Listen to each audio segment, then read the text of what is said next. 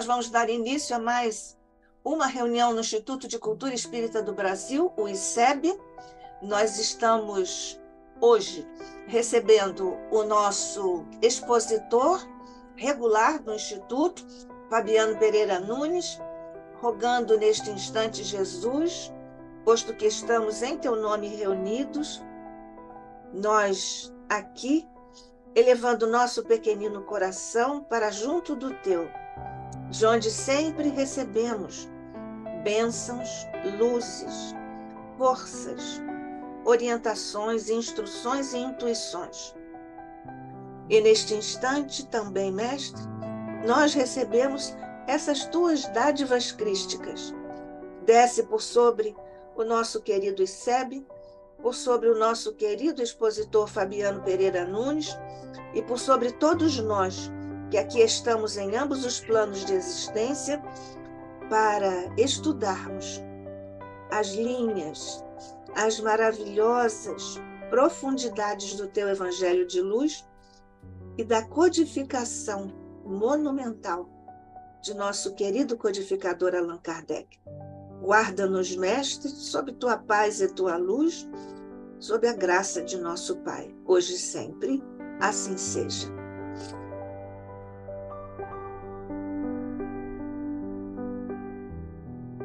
Bem, então, nós temos aqui Fabiano Pereira Nunes, que é médico intensivista, participa do Grupo de Estudos Espíritas Rivaio, é articulista da revista Cultura Espírita do ICEB, que será retomada muito em breve, se Deus quiser, e é colaborador do programa Uma Bandeira para o Futuro, da Rádio Rio de Janeiro.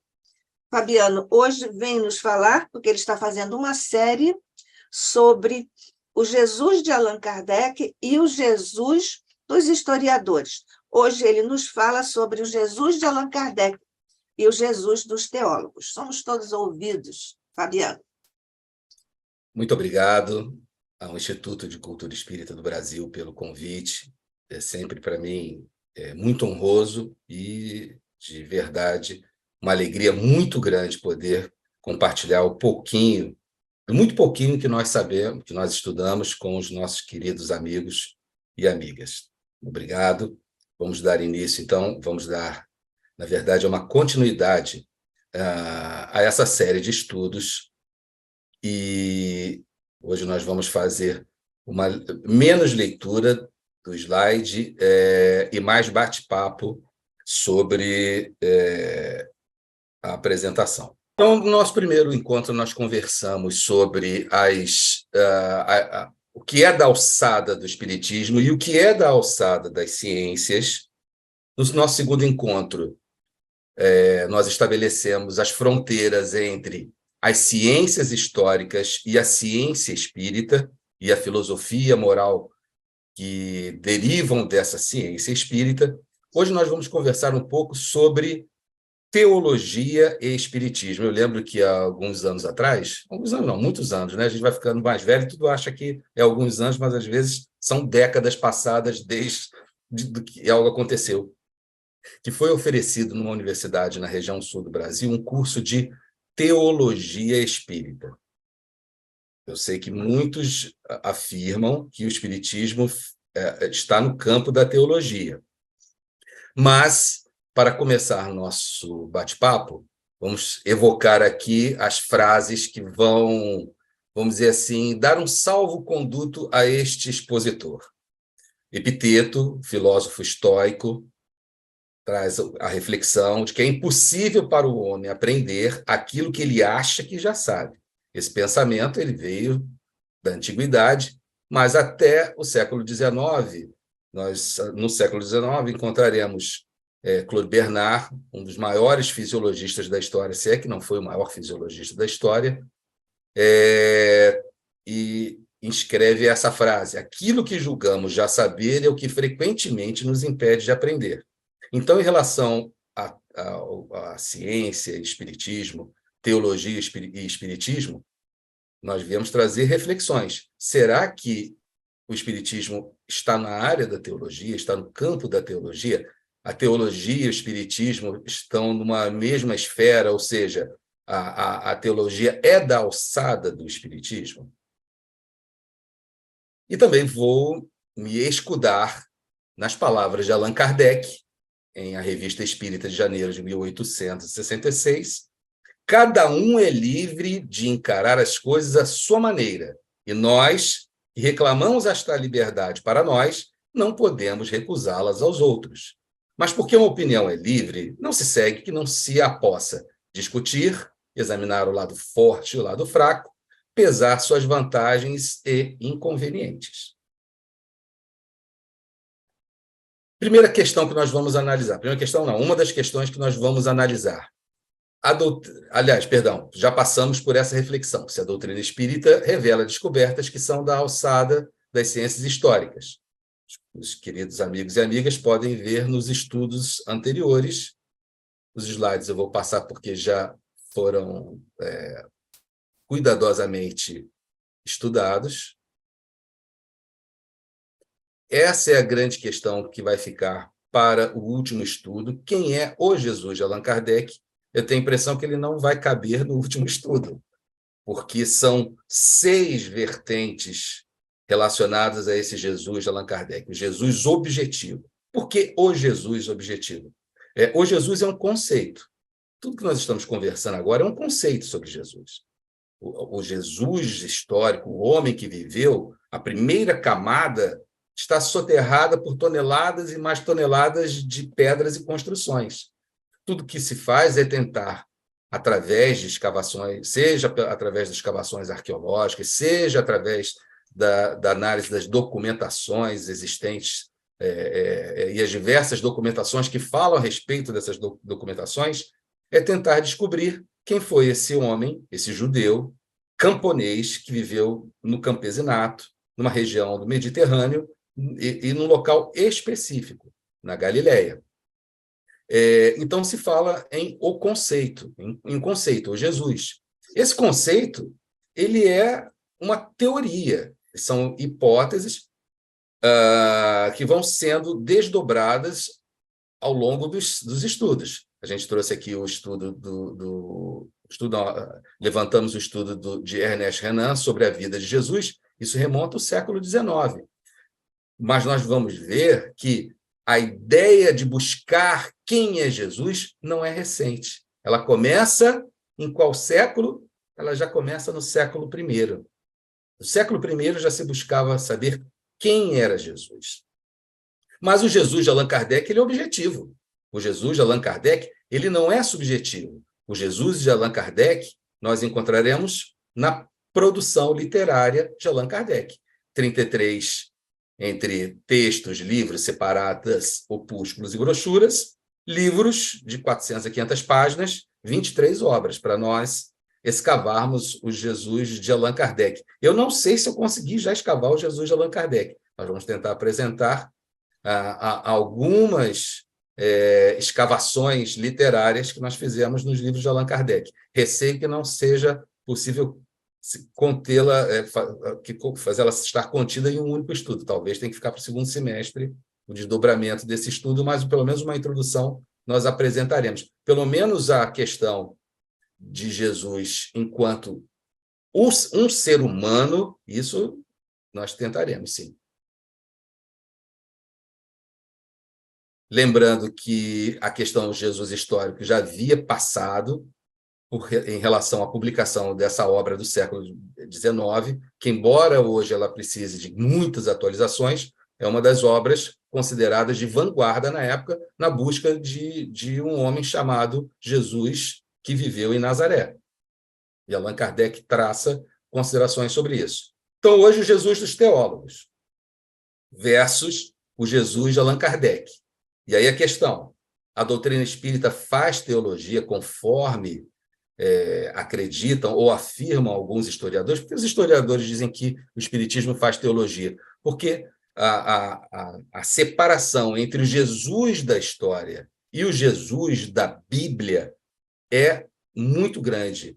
A Bíblia ela traz informações que são puramente teológicas. Então, quando alguém apresenta uma opinião espírita sobre uma passagem da vida de Jesus e se confronta com os estudos dos historiadores, o historiador naturalmente por não conhecer o Espiritismo, né, não conhecer Allan Kardec, logo afirma, olha, isso é o campo da teologia, o Espiritismo aqui está se alinhando aos teólogos, né, o que é uma tremenda injustiça. Primeira pergunta, o Espiritismo faz teologia? Essa pergunta não é só sobre teologia, nós já vimos que em relação à ciência, a ciência espírita é uma ciência diferente. Allan Kardec explica, é uma nova ciência. Por que nova? Porque ela trata a natureza, origem e destino dos espíritos e a relação dos espíritos com o mundo corporal. Não existe uma ciência igual a essa. Então, uma nova ciência, e dela se deriva uma filosofia de uma ciência, mas também uma filosofia de uma ciência totalmente nova, porque deriva da ciência espírita, que já é uma ciência nova. Durante mais de 10 anos, Allan Kardec afirmou que o espiritismo não era uma religião. Em dezembro de 1868, ele publica, em dezembro de 1868, o artigo, a proposta comemoração do Dia de Finados, O Espiritismo é uma religião, onde Allan Kardec diz, não, o Espiritismo, do ponto de vista filosófico, é uma religião. Do ponto de vista do entendimento comum, ordinário, vulgar da palavra religião, não, o Espiritismo não tem nada a ver com religião. Ele tem a ver com religião quando se observa a etimologia da palavra. E Allan Kardec, conhecedor profundo do grego e latim, diz que religião significa religar, não religar o homem a Deus, é religar o homem ao homem. E o dicionário Ruais, na parte de etimologia, ele mostra isso. Religião vem do latim, agora, ou do grego, não recordo bem, relige homini, que é ligar os homens. Então, Allan Kardec diz, filosoficamente, o espiritismo é uma religião, porque ele promove a comunhão do pensamento, a comunhão dos sentimentos, a comunhão de propósitos, a comunhão em torno da caridade. Então, ele é uma religião no sentido filosófico. Vamos dizer também que no sentido teológico, em relação à teologia, no sentido literal da palavra, é evidente que sim, o espiritismo ele vai ser uma teologia, porque teos é Deus, logos, a palavra, o estudo de Deus. Então, o espiritismo não começa com o primeiro capítulo das causas, primeira parte das causas primeiras ou primárias sobre Deus, e em todo momento Deus e suas leis, a perfeição divina não são estudados. Então, o espiritismo, no sentido etimológico da palavra, faz teologia, mas e no sentido comum, no sentido vulgar, no sentido mais usado da palavra teologia? Essa é uma questão. Outra questão muito interessante, o espiritismo pode ser definido como, a doutrina espírita pode ser definida como uma denominação cristã? Para toda resposta existe sempre uma coisa, um ponto de vista. Se você tiver num ponto de vista ou no outro ponto de vista, então, para quem já está querendo pegar no sono, eu vou dizer, não, o espiritismo não pode ser definido como uma denominação cristã do ponto de vista teológico. Eu sei que tem gente que vai cair da cadeira, mas a ideia é fazer até dar uma acordada. Mas veja bem, por isso colocamos os slides iniciais, tá? Uma opinião é livre. Se a gente quer ter uma opinião livre, a gente tem que dar opinião livre para as outras pessoas. Então, vamos começar partir para as encrencas. Já vimos aqui que existe uma teologia do grego theos e logos, estudo de Deus, o estudo da divindade. Essa teologia ela se divide em teologia sistemática e teologia bíblica, é uma das divisões da teologia, mas temos que entender o seguinte, a teologia bíblica ela se baseia em quê? Na Bíblia, na condição da Bíblia enquanto palavra inspirada de Deus. Aí eu pergunto, qual foi a primeira teologia do cristianismo? Alguém que está assistindo quer opinar? Quer dar um palpite? Qual foi a primeira teologia do cristianismo? Hã? Se ninguém quer opinar, vamos então começar a pensar sobre a teologia do cristianismo. desde o século XVIII, veja, desde o século XVIII, já se fala na formação do Novo Testamento. Quais foram os documentos, foram fontes para os textos que estão no Novo Testamento, como por exemplo, os evangelhos, Mateus, Marcos, Lucas e João. Já no século XVIII, se buscava uma fonte inicial de ensino de Jesus que tivesse sido usada pelos redatores do Evangelho de Mateus, de João, de Marcos e Lucas. Menos de João, os sinóticos, Mateus, Marcos e Lucas. Aí pergunta o seguinte, ora, se esses evangelhos foram escritos pelos apóstolos de Jesus, por que eles teriam que consultar o material? A ideia de que o material foi consultado não é fruto de uma opinião, isso são estudos muito complexos, muito profundos, que vejam, que não começou no nosso século, porque esses evangelhos de autores de redatores que não se conheceram têm frases idênticas no grego, usam expressões idênticas, uma parte desse material. Então, para redatores que não se viram, não se conheceram, usar expressões idênticas, frases idênticas, termos idênticos, não é coincidência. Isso fala fortemente sobre a hipótese deles, esses três redatores, terem lido uma fonte comum. E surgiram várias teorias, as teorias dos sinóticos, o documento Q, inicialmente chamado documento Q, hoje chamado Evangelho Q, que Friedrich Schleiermacher, é alemão, só a professora Nádia para ler esse termo.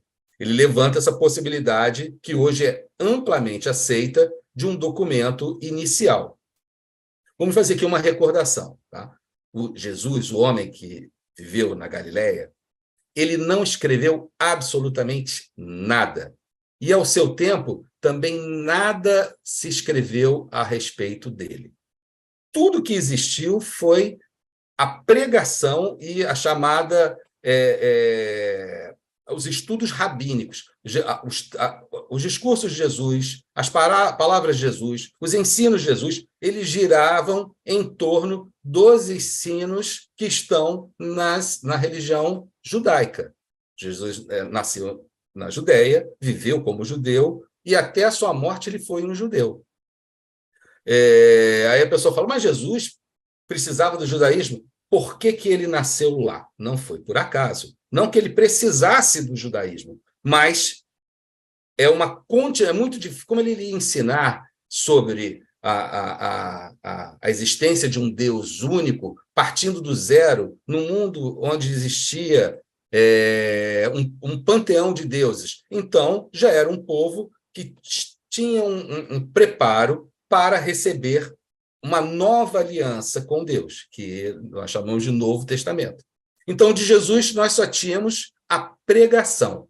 Quando Jesus morre, em torno do ano 33, de Jesus fica apenas a tradição oral, ou seja, eles continuavam falando sobre o judaísmo, eles continuavam ensinando sobre o judaísmo, mas usando as palavras de Jesus para entenderem o que estava se passando, o que estava se lendo, ou que estava sendo ensinado nas casas de oração ou nas próprias comunidades. Vamos entender o seguinte, nós vamos encontrar em determinados textos, como, por exemplo, o Evangelho de Tomé, e no próprio Evangelho que, e Jesus disse, quem já viu o Evangelho de Tomé, vai ver que são 114, se não me falha a memória, sentenças, sempre da seguinte maneira, e Jesus disse, essa musicalidade, essa entonação, significa que ela vem de uma oralidade. A partir de algum momento, se buscou escrever o que Jesus havia dito. Então, o evangelho, chamado Evangelho que o Evangelho de Tomé, eles são uma coleção de ditos. Vejam, aqui nesse texto desse livro, ele coloca como uma coletânea de palavras de Jesus. Olha, desde o século XVIII até o século XX e século XXI, pesquisadores eles vêm se reunindo em seminários, fazendo estudos profundos da língua grega, dos termos, para tentar extrair dos evangelhos sinóticos o que poderia ser o chamado evangelho quê. Em português, nós temos pouco material. A gente tem o material de John Dominic Crossan, né? É de Burton Mack, O Evangelho Perdido, As Origens Cristãs, o livro de quê. Então, esse conteúdo, com expressões, com termos, com frases, com palavras, ele é encontrado em o Evangelho segundo Mateus, Evangelho segundo Marcos, Evangelho segundo Lucas. Pouca coisa em o Evangelho segundo João. A datação desses evangelhos, então, nas primeiras décadas, não parece que não havia documentos circulando. Veja bem, eu sei que algumas pessoas estão caindo da cadeira dizendo mas um livro tal fala tal coisa. Eu estou apresentando a visão da ciência, que por aí mesmo ela já se diferencia da visão da teologia. Já começamos a ver uma diferença da teologia para a ciência. Então, essa coleção de palavras de Jesus, ela é posterior. Entre o ano 55 e 60,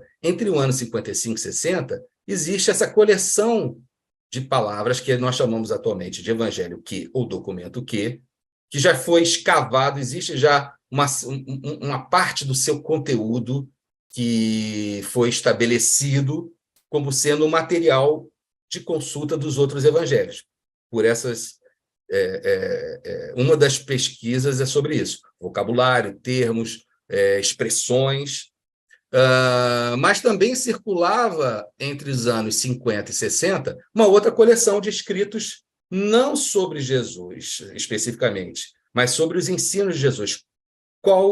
Quais eram os documentos que estavam circulando aqui? Que todo mundo tem em casa. Começa com epístolas e termina com Paulo. Nesse período, circulavam as epístolas paulinas, entre o ano 50 e 55. Agora, vejam, tanto nas coleções, no chamado Evangelho quê, quanto nas cartas de Paulo, o que se fala sobre a biografia de Jesus? Jesus nasceu, Jesus foi para Belém, perseguição de Herodes, etc. Essas questões. O que se escrevia sobre Jesus nesse tempo? Nada, absolutamente nada. Paulo, quem mais escreveu precocemente sobre Jesus, porque a coleção de documentos que o Evangelho que é um evangelho de ditos, né, de conteúdo, não aparece a morte de Jesus na cruz, não aparece a ressurreição de Jesus na cruz. Então, Paulo ele não escreve nada sobre Jesus, sobre a aparência de Jesus, sobre os olhos de Jesus, sobre a barba de Jesus, sobre o corpo de Jesus. Tudo que Paulo traz não tem relação com a biografia específica de Jesus. São análises que Paulo faz dos ensinos de Jesus. E qual ensino onde Paulo leu os ensinos de Jesus? Aí é uma outra encrenca para a gente aqui criar polêmica. Então, esse material que está em Marcos, Lucas e Mateus, ele também causa uma outra espécie. Marcos, o material contido no Evangelho segundo Marcos, só para deixar claro, existem 3 evangelhos de Marcos.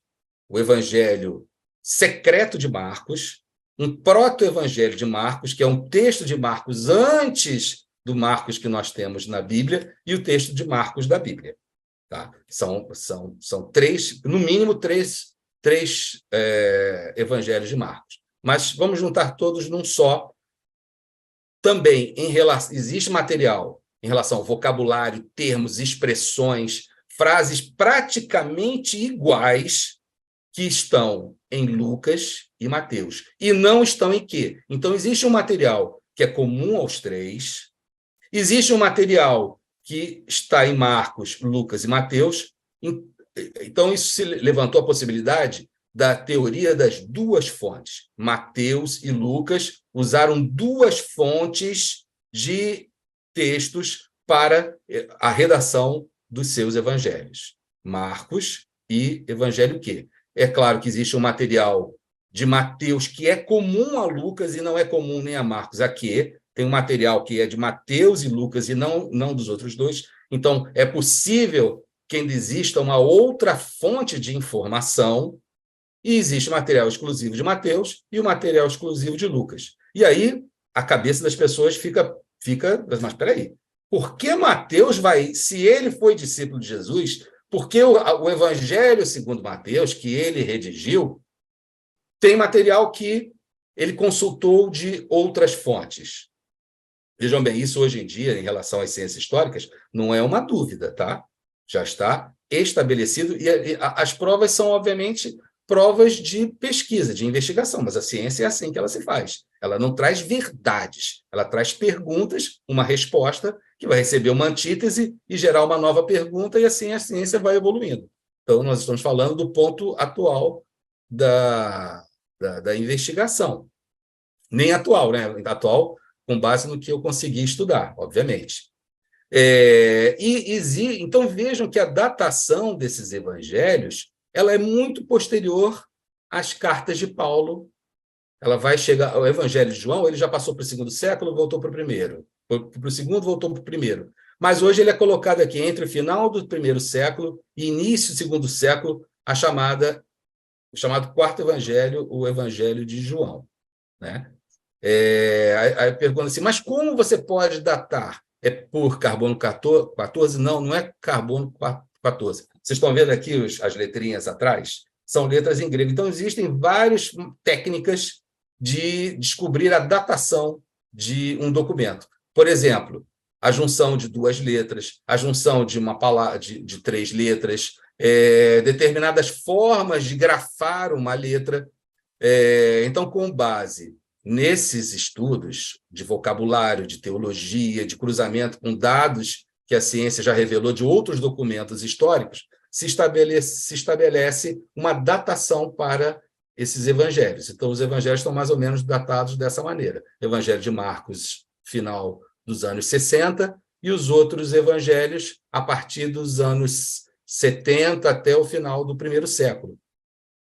Se eu disser, já dei até esse exemplo, se eu pegar uma carta, escrever assim e encontrar assim escrito, porque vossa mercê poderia me visitar para tomar um chá. Ora, vossa mercê, no Brasil, uma carta em português, nós estamos falando do século XVI, XVII, XVIII. A gente não vai encontrar uma carta escrita vossa mercê no século XIX, até pode, mas não é provável. Então, é provável que seja 1600, antes de 1500 não dava, porque só tinha índio. Então, a gente faz essa datação. E numa outra carta encontramos, porque vós me ser poderia vir aqui em casa tomar um chá.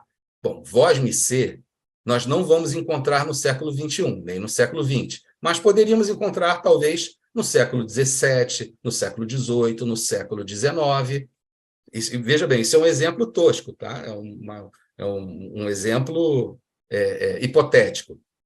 E numa outra carta nós já encontraremos, olha, porque você pode vir aqui em casa tomar um chá. Bom, você no século XVI nós não vamos encontrar, no século XVII não. Começa a se usar o você lá para o século XIX e XX. Exemplo hipotético, ok? Então, essa maneira hipotética de tentar demonstrar aqui, de dar uma pista, de como os pesquisadores fazem datações desse material, que nós chamamos de evangelhos.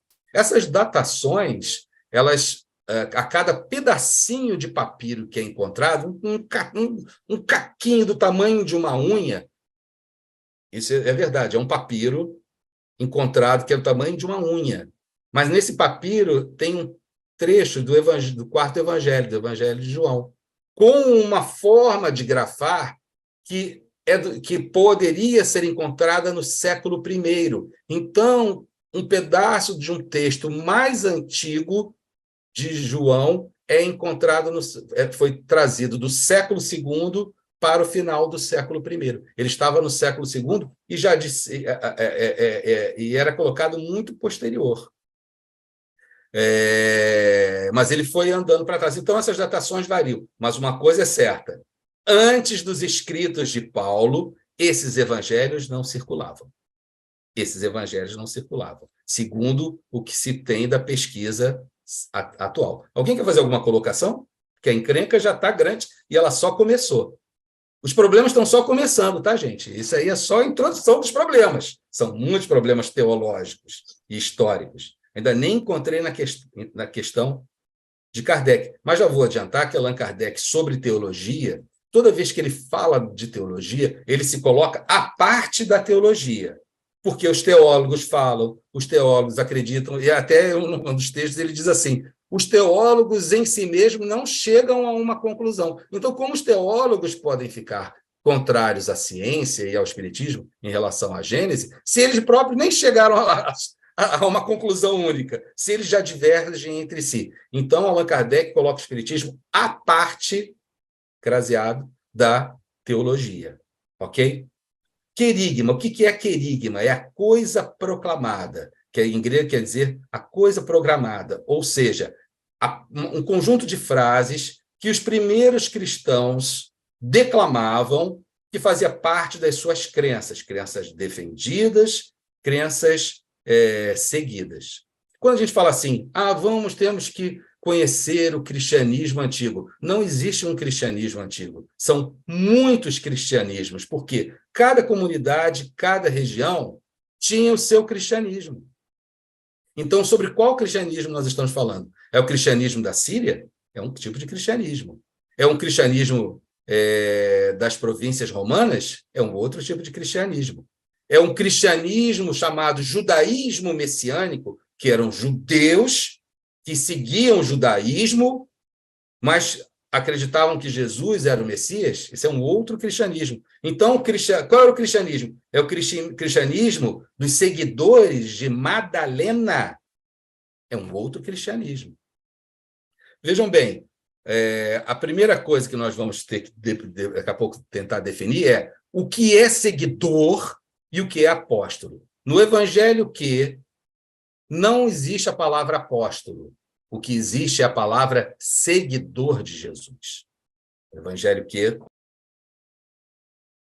E esse livro não é o melhor, não. Os melhores livros estão na língua inglesa. Esse aqui eu acho que é o melhor, é de Burton L. Mack, M-A-C-K, da editora Imago. Os melhores livros estão na língua inglesa, para variar, né? Então, em inglês. Mas não, Jesus não tem apóstolo, ele tem discípulo, como também o Evangelho de Tomé. O Evangelho de Tomé, Jesus não tem apóstolo, ele tem discípulo. Mas apóstolo e discípulo é a mesma coisa? Apóstolo é aquele que Jesus enviou. Não, não é bem isso, não. Isso é teologia, tá? Vamos ver. Essa é a pergunta. Quem é Jesus? Isso é os bastidores do filme de A Paixão de Cristo, do Mel Gibson. Então, quem é Jesus é uma busca. Essa busca não começou agora. Vejam como essa busca começou. Começou já nas primeiras décadas após a morte de Jesus. Já se estava buscando quem é esse Jesus. Olha só como se deu essa busca. Esses documentos, esses papéis que circulavam, quando a gente lê assim, o Evangelho de João, o Evangelho de Lucas, o Evangelho de Mateus, esses documentos não possuíam autoria, não havia assinatura. Olha aqui o meu Evangelho de João. Não existe, não foi encontrado, não está em nenhum lugar. É a assinatura desses documentos que nós chamamos de evangelhos. Eles não estavam nominados, eles não tinham autoria. Toda a autoria foi dada posteriormente. Quando foi dada essa autoria? Quando um líder... Olha, eu acho que ele era da Síria, tá? O líder de uma comunidade cristã da Síria, chamada Marcião, ele dá origem ao marcionismo. Por quê? Ele diz o seguinte, desses documentos que estão circulando, olha só, já circulavam muitos documentos. Desses documentos que estão circulando, nenhum deles é autêntico. O que é autêntico? Isso aqui é início do século II, tá? é Lucas, mas não é o que nós conhecemos do Lucas da nossa Bíblia. É uma parte de Lucas. Ele tira do chamado, que ele batiza de o Evangelho segundo Lucas, ele tira tudo que se referia ao judaísmo, porque ele dizia que Jesus retirou o judaísmo da sua fé, porque, na visão dele, segundo Paulo, Paulo mandou romper com o judaísmo. Paulo mandou romper com o judaísmo. Então, ele faz a primeira seleção do seu cânone. Cânone quer dizer referência, padrão, régua. Então, ele coloca um pedaço de Lucas, Carta aos Romanos, Coríntios 1, Coríntios 2, Gálatas, ele vai colocar 1 Tessalonicenses, 2 Tessalonicenses, Filemão FM, Filipenses e aos Efésios. Ele diz, isto é o cânone, isso é verdadeiro, o resto não presta. E aí Marcião deu origem a uma brigalhada, vou dizer assim em termos de brigalhada. Por quê? Outros começaram a dizer, não, negativo. Marcião está errado, ele é um herético. Cânone Muratori foi uma seleção de textos encontrados no século XVII, mas essa seleção ela é datada do século II, onde ele já faz uma seleção de várias cartas, vários documentos que circulavam. Vejam, Apocalipse de Pedro. Existia um Apocalipse de Pedro circulando já no século II.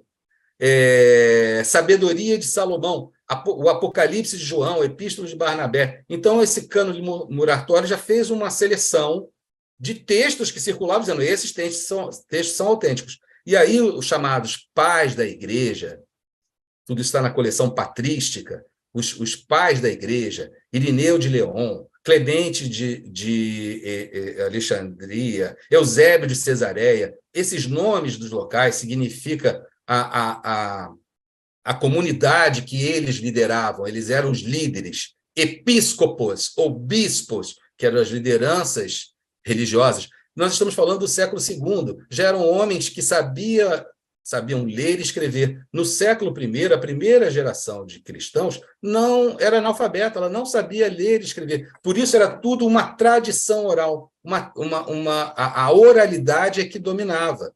Já quando começam a chegar as novas gerações, e alguns ricos, entre aspas, né, sabiam ler, já começa a haver uma modificação do cristianismo, já surge um novo cristianismo. O cristianismo dos pais da igreja já é um outro cristianismo. E esses pais da igreja apontavam quais eram os textos que eram heréticos. Fala assim, olha só, tais textos são heresia. Heresia, heresia, heresia. Por quê? Os textos corretos são esses aqui. Sabedoria, por exemplo, Irineu, no século II, ele seleciona Sabedoria de Salomão, Pastor de Hermas, 1 de João, 2 Pedro, Cartas Paulinas, Mateus, Marcos, Lucas e João. Então, ao longo do século II, século III, os pais da igreja foram selecionando quais os textos eram verdadeiros. Claro, que eram os textos que interessavam para eles, porque eles eram, vamos dizer assim, a referência. E para dar autoridade a esses textos, eles, os pais da igreja, diziam, esse texto que circula na minha comunidade é um evangelho segundo o apóstolo Mateus. Este outro texto que circula na minha comunidade é um evangelho segundo Marcos. E assim foram os pais da igreja quem atribuíram as autorias dos evangelhos. Até o advento dos pais da igreja, que estão aqui listados, os evangelhos não se sabia as autorias. Ou se sabia, ficava apenas na oralidade, mas isso pouco importava.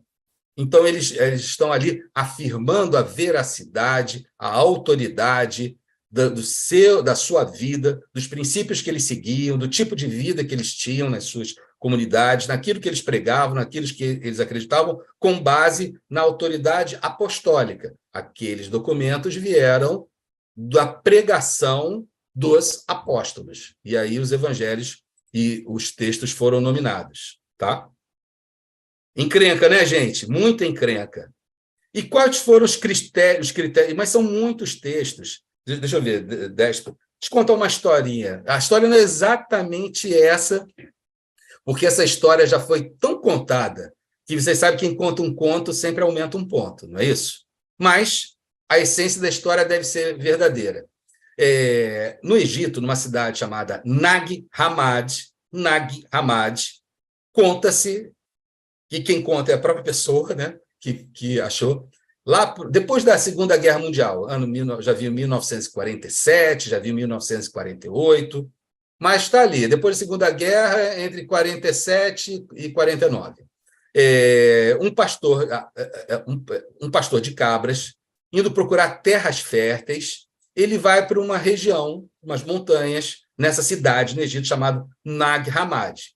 E aí, uma das cabras foge e entra numa gruta. Ele tinha muitas grutas. As pessoas não entravam nessas grutas porque tinham medo de animais se esconderem, porque os animais se escondem nas grutas, realmente, lobo, né, coiote,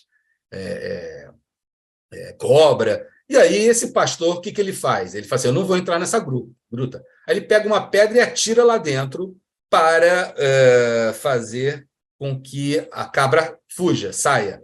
Só que quando ele joga a pedra, ela faz o barulho como se tivesse batido num objeto sonoro. Pum! E aí ele fala, pô, peraí, a pedra não caiu no chão. E aí ele toma coragem e entra, e ele encontra algo que um Fabiano deixou. Por que um Fabiano? Porque meus livros eles são impecavelmente conservados. Eu odeio livro rabiscado, odeio livro... Não, veja bem, eu odeio que façam isso no meu livro, tá? O livro dos outros, cada um faz o que quiser com o seu livro. Mas eu não suporto que sublinhe, rabisque. Pô, eu pego o livro, aquilo, se for meu, evidentemente. Isso aí me deixa acabado, psicologicamente, emocionalmente. E o camarada colocou dentro de um vaso de mais de 1 metro e meio, e fechado com couro de animais, uma super papelada, códices. Os pergaminhos judaicos eles eram enrolados em rolos. Existiam os papiros enrolados em rolos. E os documentos dos cristãos eles eram amarrados, presos, como se fosse um livro, né? Presos com madeira e costurados e amarrados, formando os chamados códices ou códex.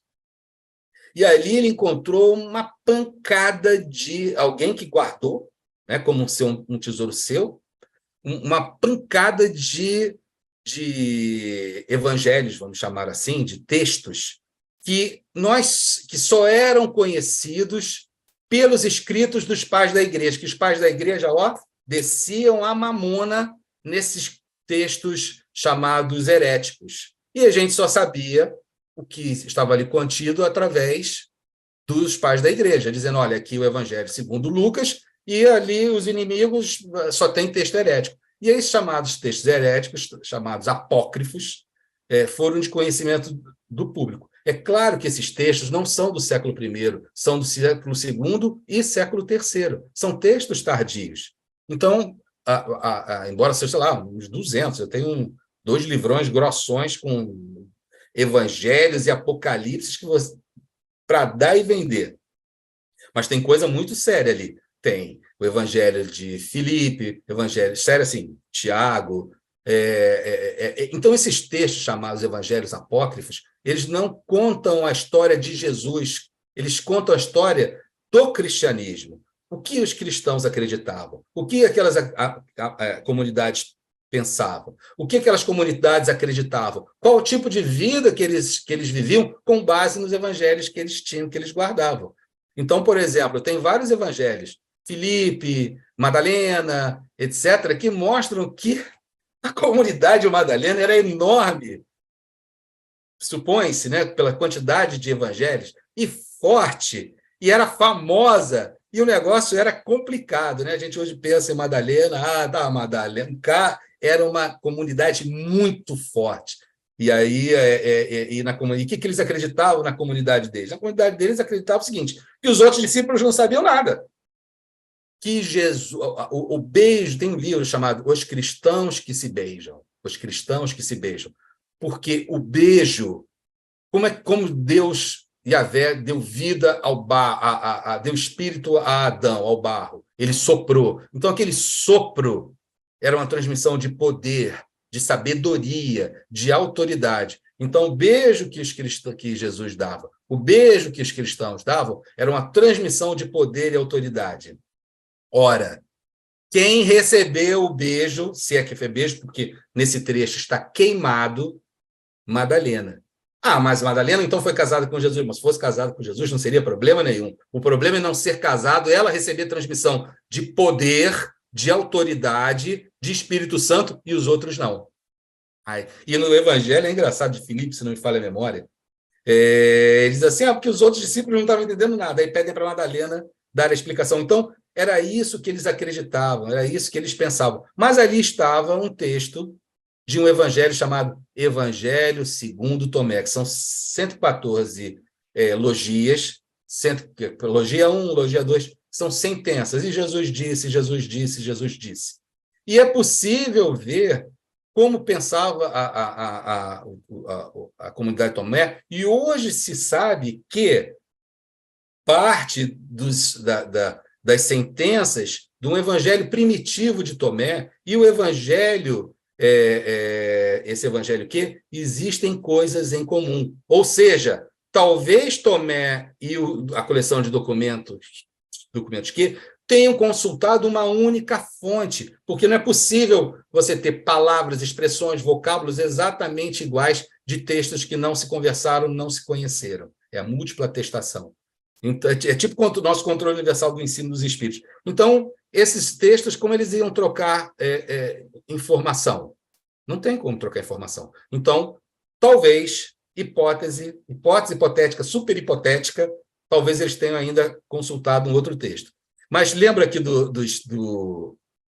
dos cânones, que cada pai da igreja foi selecionando o seu? Irineu, Clemente. Bom, a confusão ela durou, foi bom até voltar, ela durou até o século IV, no Concílio de Nicéia, onde Constantino, o imperador que deu tolerância ao credo romano, ao credo cristão, e começou a organizar as comunidades cristãs através da reunião dos seus episcopos ou bispos, e ali começou a se estabelecer quais eram as crenças comuns que deveriam ser aceitos, que não seriam heréticas, né? E aí, no Concílio de Nicéia, se estabelece, em relação ao Novo Testamento, quais os documentos dos evangelhos que seguiam a tradição dos apóstolos estariam corretos e quais estariam errados. Então, vamos ver aqui quais eram os critérios. Então, vejam, em relação à teologia, Allan Kardec está corretíssimo. Os teólogos entre si já estão em confusão desde o século II, porque o que os pais da igreja fizeram, Jerônimo, Irineu, Clemente, Orígenes, foi teologia. Ele o que Jesus ensinou, a essência moral dos ensinos de Jesus, já tinha ficado para trás lá há muito tempo. A briga já era outra, minha gente. O nível da briga já era totalmente diferente. Então, o que precisava conter nesses documentos? Primeiro, que Jesus foi traído e morreu na cruz. Os documentos que contivessem a traição de Jesus e a sua morte na cruz seriam considerados documentos autênticos, por isso que vinham da tradição apostólica. Tem que dizer que Jesus foi sepultado. Jesus foi sepultado. Olha só, o Império Romano usava a crucificação como um meio mais doloroso, mais brutal, mais sanguinário e exemplar de punição. Na revolta de Esparta, parece que mais de 600 mil espartanos foram crucificados, ou 200 mil, não importa. É um número com 5 zeros, se 100 mil, 200 mil, 300 mil, tem 5 zeros no número, tá? E parece que milhões de pessoas foram crucificadas pelos romanos ao longo de todo o Império. Sabe quantos corpos de crucificados existem encontrados em escavações arqueológicas na Europa, na região de Israel? Sabe quantos corpos foram encontrados? Zero. Zero. Entre milhões, 0 corpos crucificados.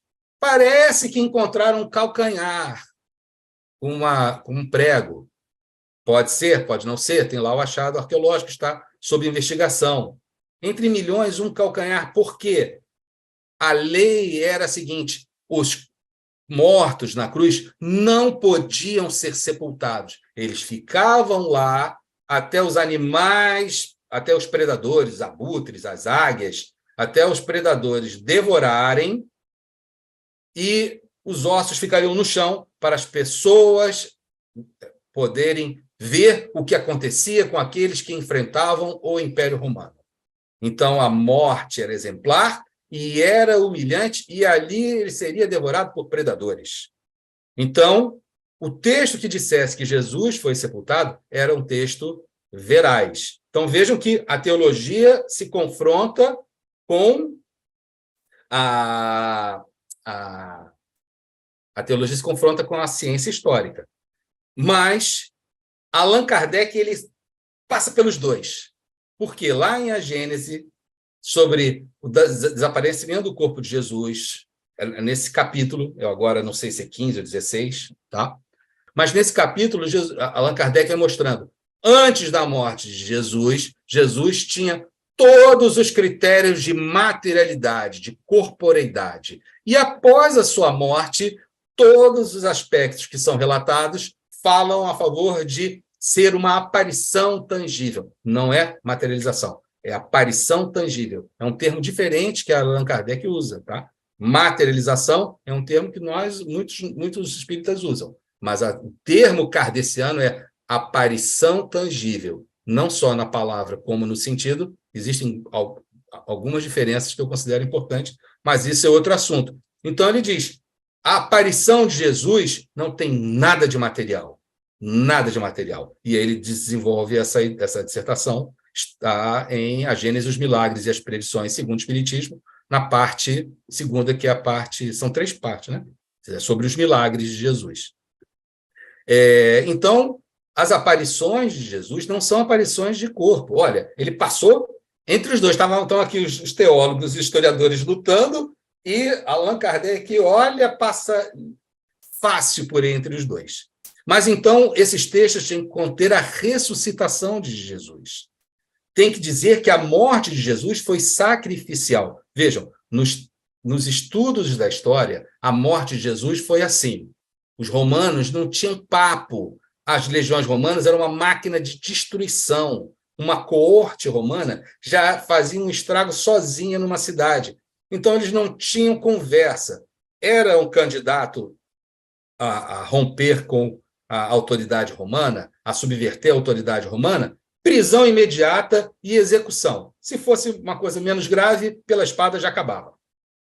Se não, crucificação ou morte exemplar, sem muito papo, só por ser um subversivo. Para a teologia, a morte de Jesus na cruz é uma morte sacrificial. Foram selecionados os textos onde os pais da igreja, depois os concílios, onde a segunda, já que Jesus não conseguiu estabelecer o reino de Deus, porque ele morre na cruz, executado pelos romanos, ele teria que vir numa segunda vinda, para aí sim restabelecer o reino de Deus. Tudo isso para nós espíritas passa liso, porque o reino de Deus está muito bem explicado, está lá na questão 1018, 1019 do Livro dos Espíritos, e depois desenvolvido nas outras obras de Allan Kardec, sobre o que é o reino de Deus para nós espíritas. E olha só que interessante, os textos selecionados teriam que ser textos sem tensões com o Império Romano. Não podia haver conflito com o Império. Tinha que ser fazer uma boa relação política, entre aspas, tá? com a força que existia, que era o Império Romano. Bom, para aqueles que não acreditam, tá?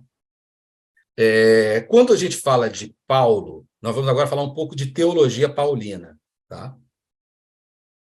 Quando a gente fala de Paulo, temos que entender o seguinte: isso aqui é um livro antigo, tá? Tem outros livros maiores e melhores. O livro de Dom Dominique Crossan e Reed, R-E-E-D, Crossan e Reed, Em Busca de Paulo, ele traz um desenvolvimento bastante profundo dessas questões das cartas de Paulo.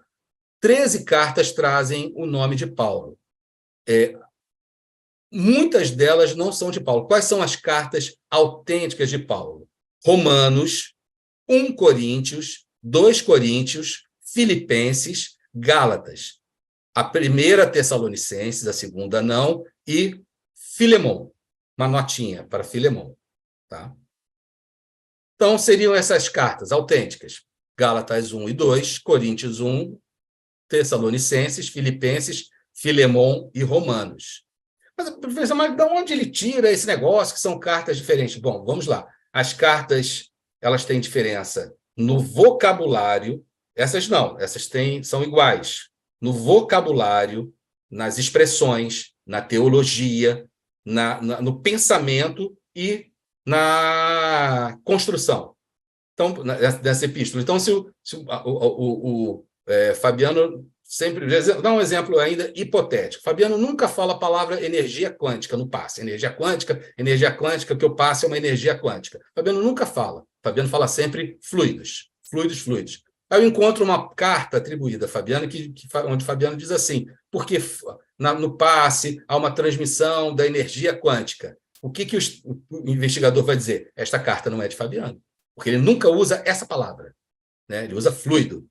Então, é um exemplo tosco, hipotético, só para a gente entender como isso foi escavado. Veja bem, desde Marcião, no século II, já se fala que existem cartas que são autênticas e cartas que não são autênticas. Então, as autênticas são essas, e as chamadas pseudo-epigráficas, deuteropaulinas, segundo Paulo. Isso era muito comum na Antiguidade. Por exemplo, eu colaboro no Instituto de Cultura Espírita do Brasil. Aí eu faço esse estudo, aí uma pessoa diz assim, porque o Instituto de Cultura Espírita do Brasil disse que... Mas não foi o Instituto, foi o Fabiano. Mas toma um nome pelo outro. Isso é uma coisa moderna que acontece, é normal. Gente, isso não é crime não, tá? Isso é normal. Pode ser, está errado o conteúdo, mas é normal. Naquele tempo também atribuir a autoria para quem conhecia o autor não era uma falsificação, não era considerado uma falsificação. Tá? Então, existem as cartas de cristãos que conheciam a pregação de Paulo, assinam Paulo, mas não são de Paulo. São chamadas deuteropaulinas ou pseudoepigráficas. Agora, existem as cartas chamadas tritopaulinas, tem a assinatura de Paulo, mas deve ter sido escrito por qualquer cristão, menos por Paulo. Menos por Paulo. Qualquer um pode ter escrito, menos Paulo. Então, essas seriam as cartas autênticas. Coríntios, 1 Tessalonicenses, não são as duas, Gálatas, Filipenses, Filemon e Romanos. Isso já está na própria carta. Vamos lá, na carta... deixa eu tirar esse trocinho aqui da frente, só um minutinho. Epístola aos Romanos, capítulo 16. Aí faz as saudações, no versículo 22. Eu, Tércio, que escrevo esta carta, vos saúdo no Senhor. Quem estava escrevendo a carta não era Paulo. Era sob a orientação de Paulo, mas não era Paulo.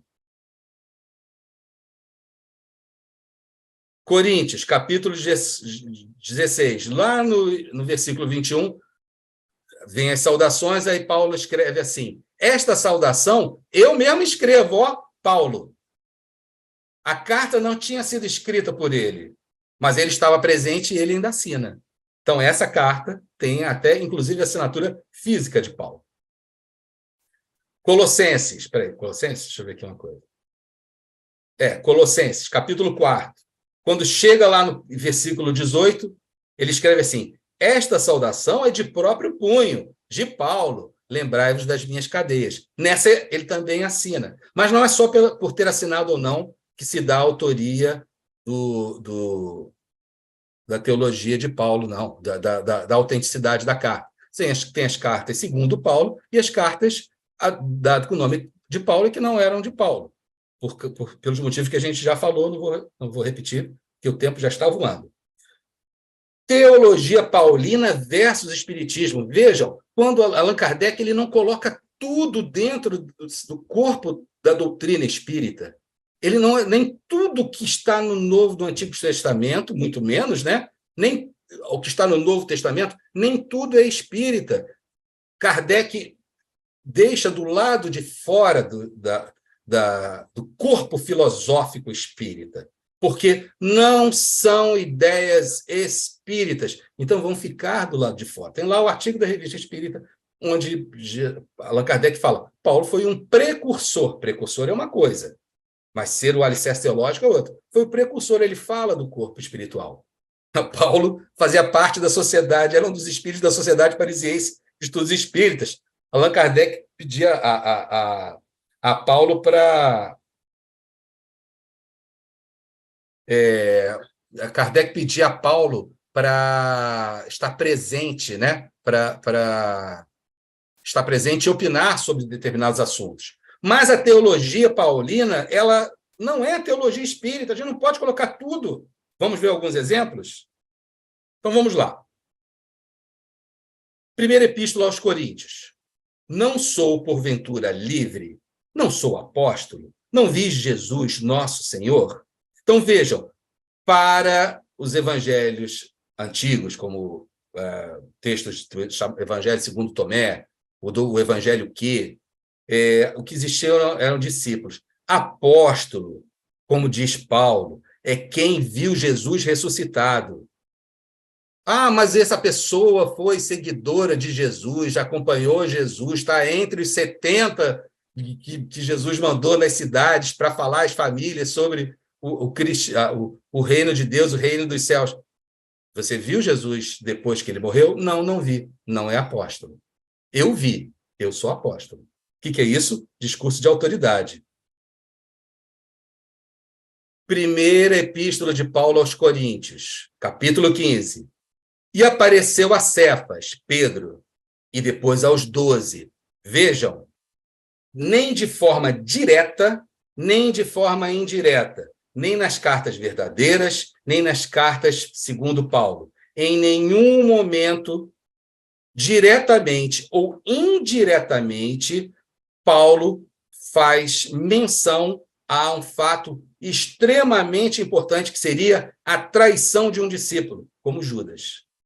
Pode catar de ponta a ponta, não aparece ele ter sido traído por um discípulo. É um fato relevante? É um fato muito relevante.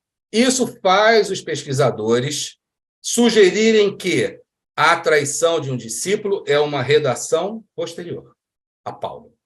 É uma redação posterior a Paulo.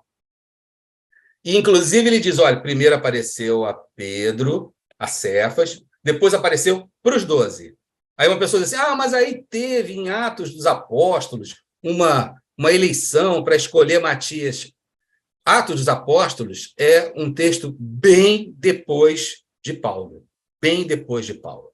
É um texto bem posterior a Paulo. Nada sobre a eleição de um novo discípulo se fala aí. Ele apareceu aos 12 e nos textos não aparece, nas cartas de Paulo não aparece nada sobre traição de um discípulo. Então, vejam, Kardec está certo, dentro da própria teologia, os teólogos não estão concordantes entre si, porque o Espiritismo vai fazer teologia se nem os teólogos concordam entre si, porque para a teologia cristã plena, a traição aconteceu. Para os teólogos que dizem assim, não, as cartas de Paulo são o centro do pensamento a respeito de Jesus, não aconteceu essa traição. Posteriormente, apareceu a Tiago e depois a todos os apóstolos. Veja, não só nessa carta, mas em outras cartas, Paulo dá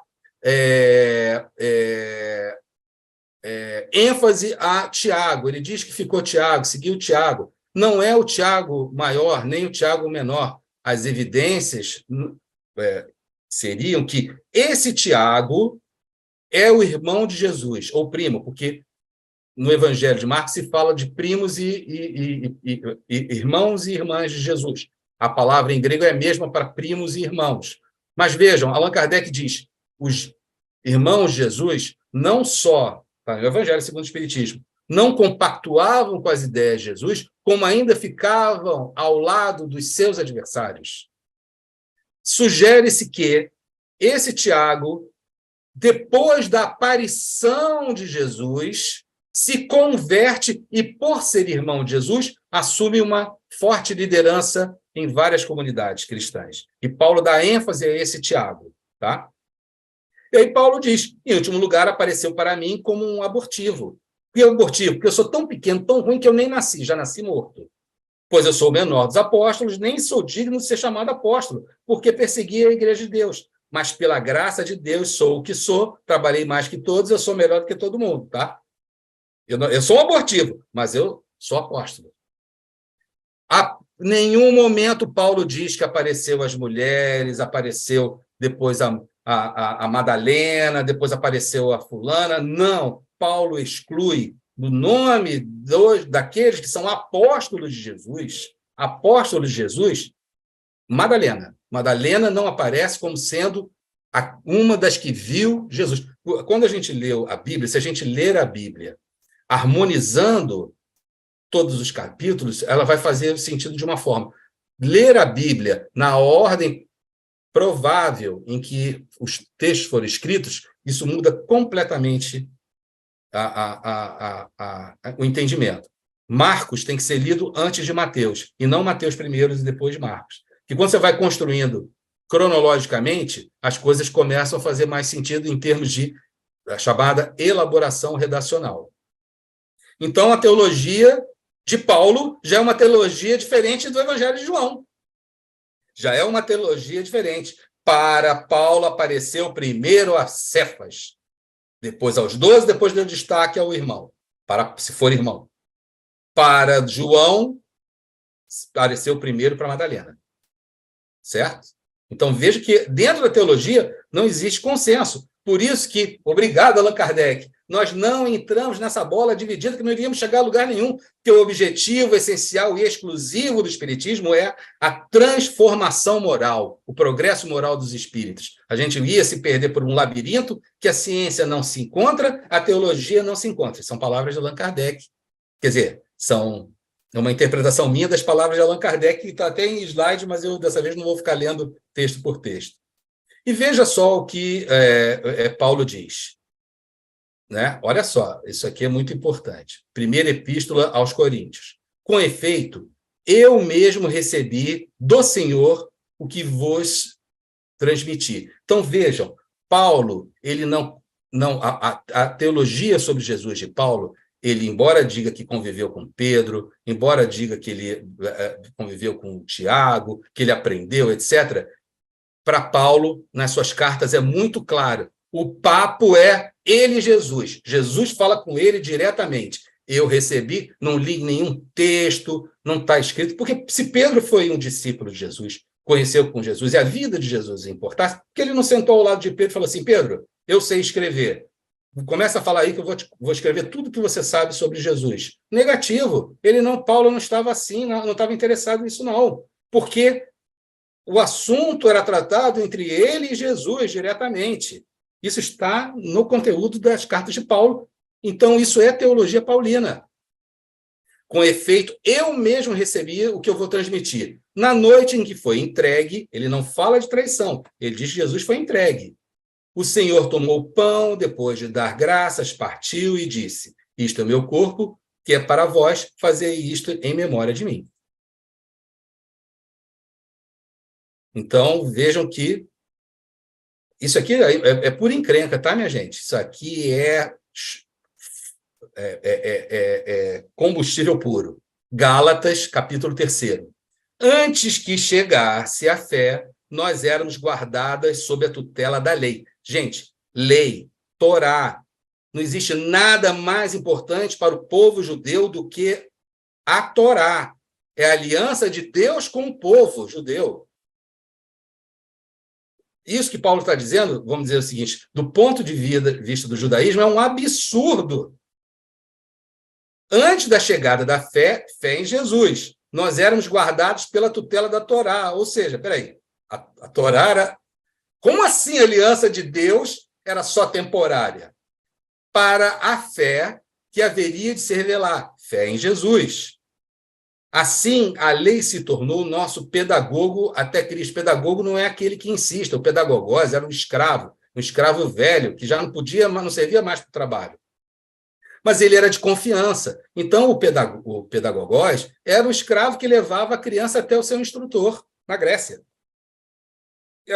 Então, Ele nada mais é do que um escravo que não tinha mais força para trabalhar, então para isso ele era inútil, mas que ainda era de confiança e pegava a criança, levava pela mão até o instrutor, e o instrutor, sim, esse iria ensinar. Então, Paulo está dizendo que a Torá, a aliança de Deus com o povo, sabe ali o negócio de Moisés, era só um pedagogós para levar o povo até Jesus.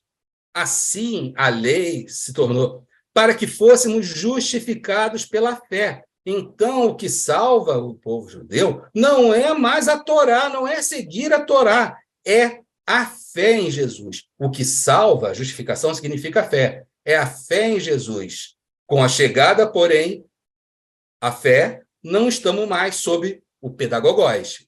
A Torá, esquece a Torá, agora é a fé em Jesus. O que vai te salvar é a fé em Jesus. Ora, o Espiritismo acredita que fora da fé em Jesus não há salvação? Não, isso não é uma teologia, entre aspas, espírita. Isso não é uma teologia espírita.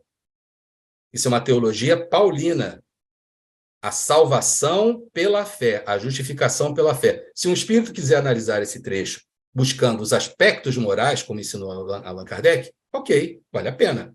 Mas usar esse trecho como um fundamento do pensamento espírita, enquanto filosofia, enquanto religião, de maneira nenhuma. E mesmo dentro da Bíblia, tem a carta, agora eu não recordo se é Tiago ou é Pedro, onde ele diz o seguinte, olha, a fé sem obras é uma fé morta. Esse texto é para rivalizar com o que disse Paulo. Tá, você pode ter a fé, mas a fé sem obras não existe, é uma fé morta. Então, vejam, os 27 livros do cânone escolhidos no século IV, eles não estão conversando entre si em concordância, não. Não é só uma questão de subir a montanha e descer a montanha. É questão de teologia mesmo. De história nem se fala. E tem mais polêmica, tá, gente? A polêmica é bastante. E a fé de que isso tinha que ser... Lembra daqueles critérios para a escolha dos textos que eram canônicos, que começa lá no século II? Por isso que Marcião falava, olha só, esse negócio de judaísmo, ó, corta dos textos. Tira dos textos, é Lucas, mas sem judaísmo, o que tem de judaísmo, tira fora. O cânone é esse aqui. E aí os pais da igreja, Irineu, Eusébio, Jerônimo, Clemente, falaram assim, não, negativo. O Antigo Testamento é a antiga aliança. Jesus é a nova aliança, a gente não pode romper com a antiga aliança. Essa encrenca teológica, Allan Kardec dissolve esse nó lá no capítulo Não vim destruir a lei e os profetas. Ora, quando o Evangelho de Mateus diz, olha aqui, o que Paulo escreveu está errado, tá? A lei não é só um pedagogós, não. Ele não disse com essas palavras. Mas ele coloca na boca de Jesus a seguinte palavra: não vim destruir a lei e os profetas, vim dar cumprimento. Então, numa redação posterior, baseado no que o Paulo disse, o Evangelho segundo Mateus diz o contrário. Fala assim, tem nada de pedagogós. Ele não fala essa palavra, mas está ali subentendido. Ele não veio destruir a lei e os profetas. E Allan Kardec, no capítulo 1, explica, em relação às leis civis e às leis penais, Jesus mudou tudo. O que Jesus não mudou e não veio destruir? As leis morais, que estão sintetizadas em os 10 mandamentos, capítulo 1 do Evangelho segundo o Espiritismo. Mas vejam qual era o querigma. Esse querigma, transmitivos em primeiro lugar aquilo que eu recebi. Vejam, ele recebeu do Cristo. Cristo morreu por nossos pecados, segundo as Escrituras, foi sepultado e ressuscitou ao terceiro dia, segundo as Escrituras. Então, vejam, onde Paulo achou isso nas Escrituras, está todo mundo procurando até hoje, que não tem nada dizendo que o Messias morreria na cruz. Não, o Messias seria vitorioso, ele ia trazer de novo a pujança, a preponderância, a dominância do antigo império de Davi. E Salomão. E isso não aconteceu. E aí Paulo faz uma modificação. Olha, a Escritura diz que ele morreria pelos nossos pecados e ressuscitaria no terceiro dia, conforme as Escrituras. Mas qual Escritura? Não sabemos, porque não é a Escritura judaica. Tá? Isso eu estou falando de uma forma irônica, mas isso é uma teologia paulina, divergente do Antigo Testamento. E mais, olha, Paulo ele tem textos longos dizendo, lembra-se que um dos critérios era não haver tensões com o Império Romano? Epístola aos Romanos, capítulo 13, Paulo vai, eu vou só ler esse slide, submissão à autoridade civil. Todo homem se submeta às autoridades constituídas, pois não há autoridade que não venha de Deus, e as que existem foram estabelecidas por Deus, de modo que aquele que se revolta contra a autoridade da comunidade cristã em Roma, era o imperador, tá? De modo que aquele que se revolta contra a autoridade opõe-se à ordem estabelecida por Deus, e os que se opõem trairão sobre si a condenação. Os que governam incutem medo quando se pratica o mal, não quando faz o bem. Queres, então, ter medo da autoridade? Pratica o bem e dela receberás elogio. E o texto é longo, não vou ler, mas já ficou bem claro aqui para nós, quem quiser depois ler aí o capítulo 13 da Epístola aos Romanos. Por isso é necessário submeter-se não somente por temor ao castigo, mas também por dever de consciência. Então, ele está dizendo para a comunidade dos cristãos em Roma para se submeterem às ordens do imperador, e que o imperador estava fazendo, Nero, talvez, não sei quem era, mas boa gente não era, era uma autoridade dada por Deus. Dada por Deus. Então, vejam que nem tudo da teologia paulina é espírita. Por isso que Paulo é um precursor. Mas não são todas as suas ideias que são espíritas. Ideia espírita é essa aqui. 19 séculos depois, Paulo mudou completamente de opinião. Vejam bem, está no livro do professor André Leonardo Chevitarese, o que a história tem a dizer sobre ele. Ele apresenta baseado em estudos, e o professor André Leonardo Chevitarese é, sem dúvida, a maior autoridade latino-americana em cristianismos originários, cristianismos antigos. Ele coloca a ordem cronológica ideal para se estudar o Novo Testamento. 1 Tessalonicenses, Gálatas, 1, 2 Coríntios, Romanos, Filemon, qual agora eu esqueci, tudo bem? Hebreus, Marcos. Veja, Hebreus, embora não seja de Paulo, autêntica, está entre cartas antigas. Marcos, depois vem Mateus, Efésios, 2 Tessalonicenses, Tito, depois Lucas, 1 João, 2 João, 3 João, Tiago, e aí vai uma ordem, depois é só printar essa tela. Então, você tem material do ano 50 ao ano 70, do ano 80 ao ano 100 e século II. Lendo nessa ordem, é possível até entender como foi sendo construído o pensamento cristão ao longo de 2 séculos e as teologias derivadas, tá? Espiritismo faz teologia? Bom, acho que agora a gente está até... Não preciso nem ficar lendo, mas só esses slides eu vou destacar que Allan Kardec ele vai fazendo críticas aos teólogos. Os teólogos, por mais esclarecidos que fossem da Idade Média, em particular os pais da Igreja, eles não eram bastante para não condenarem com heresia o movimento da Terra. Está fazendo uma crítica aos pais da Igreja. Então, teologia cristã inclui a coleção patrística, os escritos dos pais da Igreja. Isso faz parte da teologia. E Allan Kardec se afasta, ele critica e chama eles de teólogos. Tá? Por mais inteligente... Kardec é muito sábio. Às vezes a gente pensa assim, mas a Idade Média, ele fala aqui da Idade Média, a Idade Média é a Idade das Sombras. Bom, é depois do Iluminismo. Gente, a professora Nádia pode falar sobre isso muito melhor do que qualquer um de nós aqui. A filosofia da Idade Média, do período do medievalismo, né? Tomás de Aquino, Santo Agostinho e outros, ela dá de show no século XX e século XXI. Século XX e século XXI, eles não têm condições nem de engraxar a chuteira dos filósofos da Idade Média. aqui, e os da Idade Média partiram da inspiração, da intuição, do pensamento filosófico. E os nossos agora têm muito livro para ler para virarem filósofos. Então, não chega aos pés do filósofo da Idade Média, tá? Essa ideia de que é medieval, a Idade das Trevas é essa, você vai pensar em bactérias, em anestesia, em cirurgia, tudo bem, Idade das Trevas. Mas quando o assunto é filosofia, as trevas eu considero o século XXI e as luzes da Idade Média, Idade medieval, né? Tanto que existem os historiadores, os filósofos, que são os medievalistas, eu acho que é esse o nome, que é tão densa a matéria que o cara tem que ser especializado no período medieval para estudar filosofia.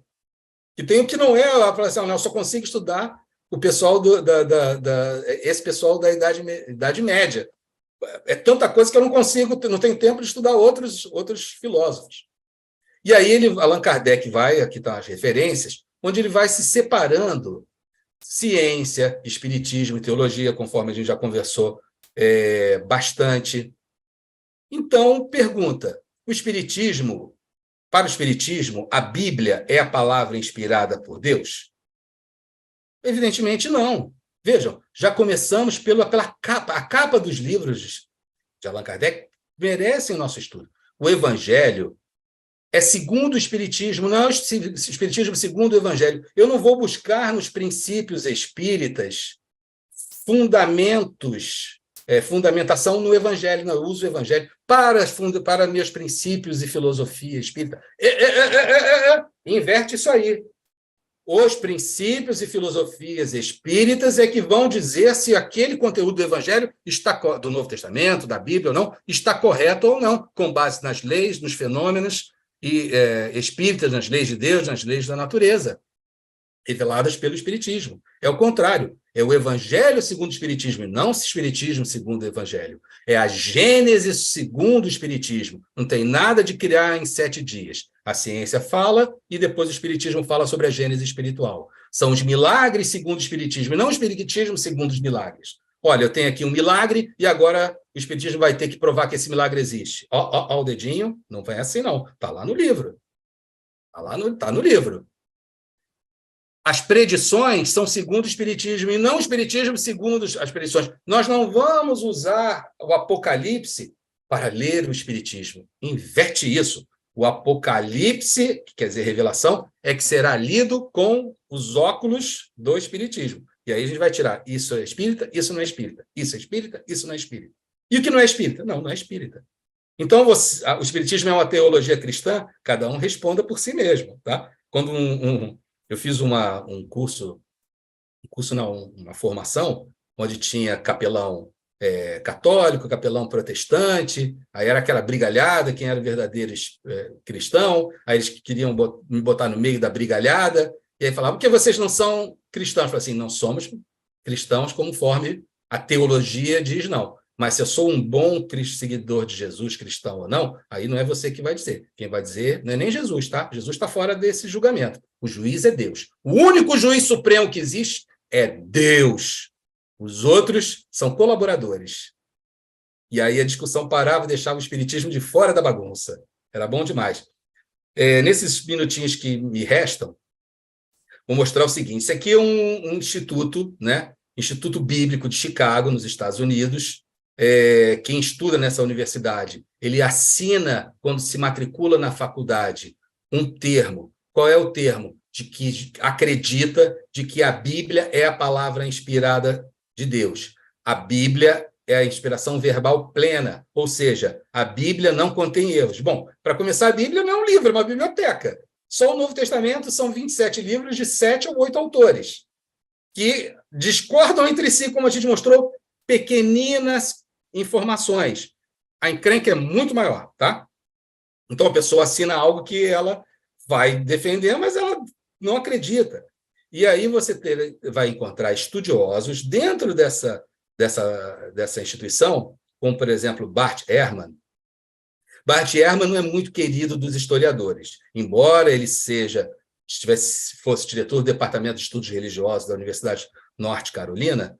Ele ficou muito famoso no canal History Channel, na Discovery, NetGeo, sempre que tinha documentários, alguma coisa sobre Jesus, eles iam entrevistar o Bart Ehrman. Aí, digamos, uma entrevista de horas, recortavam lá 2 minutos, aí saía o troço que o canal de televisão quer divulgar, né? É a super edição. Eu disse um monte de coisa. Você pegou esse pedacinho, mas aí usa-se um nome, uma reputação para, vamos dizer assim, editar uma verdade. Mas também são canais de TV. Quem assiste tem que saber. Eles querem entretenimento, eles querem que eu fique aqui sentado e não troque de canal. Então tem que ser também assim. Mas o que interessa aqui? Então, embora ele tenha estudado nessa universidade e assinado o compromisso, ele publicou essas obras, o que Jesus disse, o que Jesus não disse. Só um detalhezinho. O Jesus falava o aramaico. O aramaico ele tem uma proximidade com o hebraico, mas conforme Adin Satsalt disse, como o português e espanhol. Parece, mas é bem diferente, tá? Mas os evangelhos eles estão em grego, eles não estão em aramaico, ok? Então, vejam, o aramaico o grego antigo é uma encrenca gigantesca. Professora Nádia, eu prometo que vou terminar daqui a pouquinho. Você pode ler para mim esse texto trazido do português, em português, mas imitando o grego? Consegue ler? Não, você quer o quê? Que eu use a fonética da língua grega clássica? Lendo isso aí? Não, língua grega não, está em português mesmo, mas está no estilo grego. Sim, mas porque, você veja quer bem, que eu os textos use a fonética grega, isso? Clássica? Não. Os textos em grego são essas letrinhas, sem ponto, sem vírgula, sem parágrafo, sem separação. Não tem nada. Aí eu coloquei em português um embaralhado de letras como se fosse um texto do Novo Testamento em grego, que é assim, não tem ponto, não tem parágrafo, a palavra para no meio. É quase impossível, não é? Vai dar um trabalhinho. Aí, então, vou dar uma facilitada. Parece, sabe o quê? Vou colorir. Parece o livro do Joyce. Agora eu colori para separar um pouquinho, para facilitar. O texto em grego, como está aqui atrás de mim, não tem facilidade nenhuma. Aí ficou mais fácil de ler, não é isso? Médio. Então eu vou ler que está maior aqui para mim. De tanto engolir sapos no trabalho, o Fabiano se encheu e chutou o balde. Então, imaginem ler, estudar... Você sabe, Fabiano, você sabe que muitas vezes o teleprompter na televisão faz isso assim, quando divide a palavra. Faz isso, parece um teleprompter. Mas vejam, o texto está em português, mas se eu der para um jovenzinho, uma criança, um adolescente, 10, 12 anos, para explicar o que significa essa frase de tanto engolir sapos no trabalho, eles não sabem mais o que é essa expressão, engolir sapos. Ele não sabe, ele não conhece. Fabiano se encheu, chutou o balde. Alguns não sabem o que quer dizer chutar o balde. Então, se isso aqui for lido daqui a 200 anos, talvez a pessoa pense assim, bom, de tanto engolir sapos no trabalho. Qual era o trabalho do Fabiano? Engolir sapos. Ele engolia, sabe? Pegar sapo e engolia o sapo. Fabiano se encheu, ou seja, ficou cheio de sapo, passando mal. Para não comer mais sapos, o que ele fez? Chutou o balde, os sapos devem ter saído pulando, e aí ele não precisou comer o resto dos sapos que faltavam. Então, vejam, o fato de conseguir ler o texto no grego não significa que entendeu o sentido, porque a gente tende a trazer uma língua passada para o tempo presente, ao passo que tem que ser o contrário, você tem que ir do seu tempo presente e se situar lá no passado, como Allan Kardec fala em O Evangelho segundo o Espiritismo. E tem mais problema, tá? Está no livro do Bart Ehrman. O que Jesus disse e o que Jesus não disse. As escrituras, além das dificuldades da própria tradução, porque aqui você não sabe se está separando uma palavra, um parágrafo, uma estrofe, uma oração, uma sentença, não tem separação. As escrituras eram produzidas através de cópias manuais, letra por letra, uma a uma. Trabalho árduo, extremamente cansativo. Imagina você fazer uma cópia de um texto, cabeça para lá, no computador, cabeça para lá, cabeça para cá. A gente não se perde? A gente se perde. Imagine fazer cópia manual. Todos os textos que circulassem, para quem era alfabetizado, eram feitos cópias manuais. O que chegou até o século IV desses documentos são cópias da cópia da cópia da cópia. Como as cópias eram manuais, letra por letra, o trabalho era árduo, extremamente demorado, em vista disso, ocorreram uma enormidade de erros, de omissões, acréscimos, magrafias, borrões, salto no texto, etc. Erros já observados desde o século II. Por quê? Você tem trechinhos, pedacinhos, cópias, onde o copista diz assim, não coloque erro nessa. Ele já escrevia para o outro, dizendo, olha, não erra isso aqui, porque isso é assim, não muda. Existe recadinho de um copista para outro. Vejam, tem um texto onde aparece na carta de Paulo, eu não vou conseguir lembrar qual é, onde Paulo diz assim, a mulher na igreja tem que ficar calada. Se descobriu um documento onde a mulher na igreja tinha que ficar calada, não está no conteúdo de Paulo, está num rodapé escrita pelo copista. Paulo diz uma coisa, o cara copiou, mas embaixo ele corrige. Olha, a mulher na igreja tem que ficar calada. Com a cópia da cópia da cópia, o que o copista escreveu se incorporou ao texto de Paulo. Por isso, quando a gente fala redação, a redação vai elaborando. Gente, isso acontece atualmente com textos espíritas. Viu? Lembra que a gente estudou qual o modelo, o melhor modelo e guia que Deus tem oferecido ao homem para servir, qual o modelo servir de modelo e guia? E a gente traduz Jesus, e o texto original é vede Jesus, e não Jesus.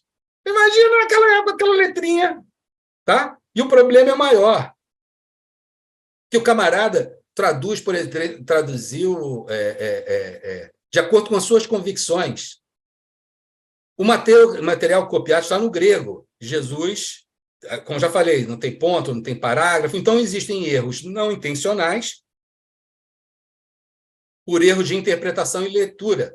E também tem uso abundante de figuras de linguagem, expressões de linguagem, regionalismos, termos hebraicos, alegorias. Bom, vocês acham que todas as cópias eram feitas por escribas, por copistas profissionais? Não. A maioria esmagadora não sabia ler e escrever, só repetia o desenhinho. Olha a quantidade de erros que aconteceram baseados em o cara está só repetindo o desenho, ele não sabe que é aquela letra. Aí se é um assim, assim, assim, assim, e isso muda tudo num texto antigo em grego. Então, como a gente pode dizer, esse evangelho está perfeito, é a palavra exata de Jesus, ou como se divulgava, Jesus na sua forma original. Gente, isso é um erro de premissa, de pressuposto. Para quem ficar chateado comigo, vai ver os 3 primeiros slides que eu coloquei, tá? Opinião. Mas é um erro de pressuposto, de premissa. Além disso, pessoas que não sabiam ler faziam essas cópias. Olha, Códex, isso aí para quem quiser investigar e gostar desse assunto. O Códex Sinaíticos, que é um dos mais antigos, completo, que tem um Antigo e um Novo Testamento. Você tem muito trechinho, pedacinho, pergaminho, tem um que é do tamanho do cartão de crédito, o outro é um pedaço de papel. Ah, só um detalhe, lembra da história dos escritos lá de Nag Hammadi? O de Cabras levou para casa. Aí ele, como mora no Egito, falou, isso aqui tem valor, depois eu vou levar para alguém olhar, analisar, e deixou lá em cima. A mãe dele, para ligar o fogão a lenha, não sei o quê, pegou livros e queimou os livros para acender a lenha. Então, isso que nós temos, tem muito material, mas tinha muito mais coisa, tinha até livros de autores gregos, porque esse camarada ele colecionou não só livros cristãos, mas livros de autores gregos. Então, o que foi usado para queimar e fazer o café da manhã desse pastor de Cabras? Só nós não sabemos. Mas o que se sabe, que ele mesmo conta, é que a mãe dele botou no fogo para acender o fogão a lenha. Muito documento histórico. Muito documento histórico, tá?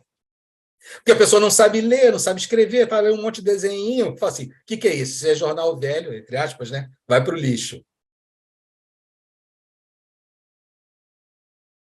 Então, esse códex, que é um códice sinaíticos, se você entrar em www.codexsinaiticus.org, www.codexsinaiticus.org, esse códex, que era chamado Códice Sinaítico, ele foi totalmente digitalizado.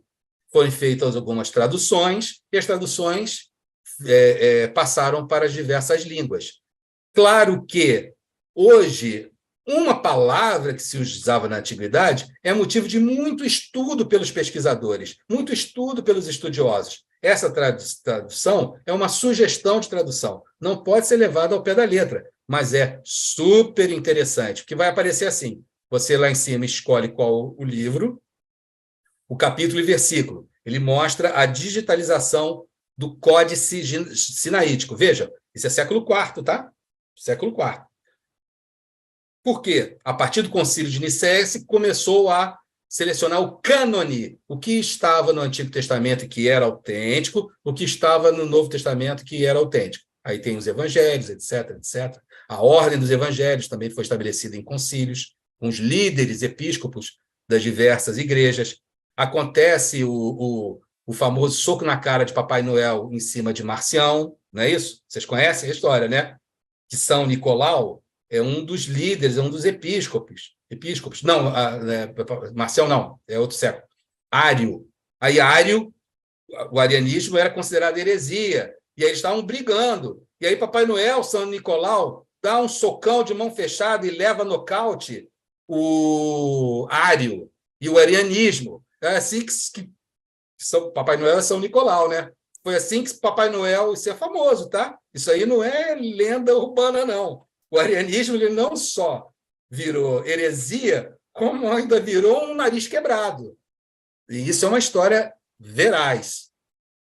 E aí ele coloca a tradução para a sua língua. Você faz o translation e ele coloca na língua que você quer esse trechinho, como ele digitalizou, e esse material é estudado. Mas vejam, esse é um material do século IV. Os historiadores estudam materiais mais antigos, né? Houve nos textos mudanças intencionais por discordâncias teológicas, linguísticas, interesses pessoais, harmonização com o Antigo Testamento. Vocês viram que a carta de Paulo bate de frente com o Antigo Testamento? Por isso que essa harmonização, a antiga aliança e a nova aliança, é uma harmonização teológica, porque já na carta de Paulo, que é dos documentos mais antigos, a antiga aliança é pedagogós. Esquece isso tudo. Agora é Jesus. Fé em Jesus. E a fé é essa aqui, é esse querigma. Tá? Então, o Antigo Testamento, Paulo já está chutando. Ok? E ainda bem que o Espiritismo passa ao longe, ele não se fixa no Antigo Testamento, e do Novo Testamento é a moral cristã, que é a moral do Espiritismo. Moral. Então, há adaptações com os textos helênicos, há competições de Jesus com os curadores, os magos. Atos dos Apóstolos é um livro onde Paulo é um mago. Ele fulmina uma cobra com o olhar, ele cura mais que Jesus. Então, Paulo é um mago em Atos dos Apóstolos. Isso aqui é sobre as perícopes. Em outra oportunidade, a gente conversa. Problemas. Quando inventaram a escrita, Erasmo de Roterdã, teólogo, humanista do século XVI, ele produziu a primeira edição da Bíblia, do Novo Testamento, em grego. Ele consultou os textos primitivos que incluíam a doutrina da Santíssima Trindade. Entretanto, teve de reinseri-la em edições subsequentes. Vejam, Erasmo de Roterdã, quando imprimiu a primeira Bíblia, ele tirou dessa Bíblia a doutrina da Santíssima Trindade. Nas outras reimpressões, a doutrina da Santíssima Trindade voltou. Então, na primeira Bíblia impressa, já existe uma alteração redacional. Olha só a encrenca. Por estimativa, naquele período que esse livro foi escrito, mais de 5.700 manuscritos gregos do Novo Testamento, desde um pequeno códice até um fragmento. 10.000 manuscritos de versões, que não é em grego. 5.700 em grego, já deve ser mais, e 10.000 em versões, como a Vulgata, Latina, Siríaca, Copta e Armênia. E os escritos dos pais da igreja também têm que ser levados em consideração. Eu vou parar já, tá, gente? Só um segundinho aqui. Isso aqui é importante ver. Isso é de um códice, não me lembro agora qual é o códice, mas... sim, é o Códice Vaticano, que é do século IV, está lá no Museu do Vaticano, e ele tem uma nota marginal. Tem aqui o códice, o texto bíblico e uns escritinhos. Sabe o que está escrito nesse escritinho? Está escrito assim: insensato e desonesto, deixe o texto antigo, não o altere. O copista pegou um erro de cópia, um erro teológico, mudou, corrigiu e já escreveu para o próximo. Olha, não muda esse troço aqui, não. Você está sendo insensato e está sendo desonesto. Então, pensem, gente, séculos, cópia da cópia da cópia da cópia. Sim, Adin Saisalt. Toda a tradução, ele esteve no Brasil, tá? Tanto que ele fez uma entrevista para a Globo News. Era um rabino israelense, o maior conhecedor de aramaico. Acho que o Mel Gibson, para fazer o filme, até consultou o Adin Saisalt, o maior conhecedor de aramaico. Aí ele diz o seguinte: toda tradução é um comentário, uma forma de interpretação. Toda tradução é uma interpretação. Então, embora Kardec soubesse até ler o grego, ele utiliza a tradução de Saci. Fala, olha, eu vou usar uma tradução que eu considero boa, tradução de Saci. Essa tradução vai ser que eu vou basear os estudos filosóficos morais à luz dos princípios das leis espíritas do Antigo e Novo Testamento. Juro que são os 3 últimos slides. Agora eu tenho que ler Allan Kardec para mostrar como ele posiciona o espiritismo num ponto de vista, vou usar essa palavra, não estou usando errado, superior à história e à teologia, porque coloca do ponto de vista da vida futura, da vida espiritual, da vida imortal, da vida evolucionária. Evangelho segundo o texto, a referência está aqui embaixo, tá? Para compreender melhor, e aí vocês vão evocar tudo que nós lemos até agora. Para compreender melhor algumas passagens dos evangelhos, é necessário conhecer o valor de certas palavras, que neles são empregadas frequentemente e caracterizam a situação da sociedade judaica e dos costumes naquela época. Essas palavras, não tendo mais para nós o mesmo sentido, muitas vezes foram mal interpretadas e, por isso mesmo, criaram muitas dúvidas. A compreensão do seu significado explica, além disso, o verdadeiro de certas máximas, que, à primeira vista, parecem estranhas. Eu acho que eu não preciso nem comentar, né? Está bem claro aqui, né? Certas palavras, aliás, muito raras, atribuídas ao Cristo, fazem tão singular contraste com o seu modo habitual de falar, que instintivamente se lhes repele o sentido literal, sem que a sublimidade da sua doutrina sofra qualquer dano. Escritas depois de sua morte, pois que nenhum dos evangelhos foi redigido enquanto ele vivia, lícito é acreditar-se que, em casos como este, o fundo do seu pensamento não foi bem expresso, ou, o que não é menos provável, o sentido primitivo, passando de uma língua para outra, há de ter experimentado algumas alterações. Basta que um erro se haja cometido uma vez para que os copiadores o tenham repetido, como se dá frequentemente com relação aos fatos históricos. Allan Kardec era titular de uma sociedade de história europeia, parisiense. Uma importante sociedade de história parisiense. História era um dos conhecimentos polimáticos de Allan Kardec, mas ele não entrou nessa seara, porque já vimos quão complicado é sair desse labirinto. Não entre num labirinto que você não vai conseguir sair. Então, está aqui o texto, 200 anos antes de Bart Ehrman, já falando o que Bart Ehrman fala no seu livro. A língua hebraica não era rica e continha muitas palavras com várias significações. Tal, por exemplo, que a Gênese designa as fases da criação. Bom, isso aí... Esse texto não, esse eu preciso ler. Singulares parecem algumas palavras de Jesus, por contrastarem com a sua bondade e sua inacreditável benevolência com todos. Os incrédulos não deixaram de tirar aí uma arma, pretendendo que ele se contradizia. Fato, porém, irrecusável é que a sua doutrina tem por base principal, por pedra angular, a lei de amor e de caridade. Ora, não é possível que ele destruísse de um lado que do outro estabelecia, donde esta consequência rigorosa, 2 pontos. Se certas proposições suas se acham em contradição com aquele princípio básico, aí não é nem mais o Evangelho segundo o Espiritismo, é o Evangelho segundo Jesus. Tá? Palavra de Jesus em contradição com Jesus. É que as palavras que se lhe atribuem foram mal reproduzidas, mal compreendidas ou não são suas. Então, Allan Kardec já está dizendo, há conteúdo que não são palavras de Jesus. Não são palavras de Jesus. Sobre a teologia dos milagres, aí é muito mais forte a coisa. Esse slide eu preciso ler. E foram extratos, né, frases, onde aparece Allan Kardec afirmando o seguinte: essas palavras ditas por Jesus, absurdas se a considerarmos ao pé da letras, são sublimes se lhes procurarmos a essência. Então, Allan Kardec pega o Novo Testamento, lê as palavras de Jesus e diz, está escrito assim, mas eu vou apresentar como princípio espírita a essência, e não a letra, a essência, que o interessa é a essência moral. E aí, em outros trechos, Allan Kardec escreve assim, Jesus não pode ter querido dizer que, ou seja, na Bíblia está escrito de um jeito, e Allan Kardec diz, Jesus não pode ter querido dizer isso, está errado a Bíblia. A palavra correta de Jesus é tal. Outro trecho, sua linguagem era quase sempre figurada, quase tudo que Jesus fala é no sentido figurado.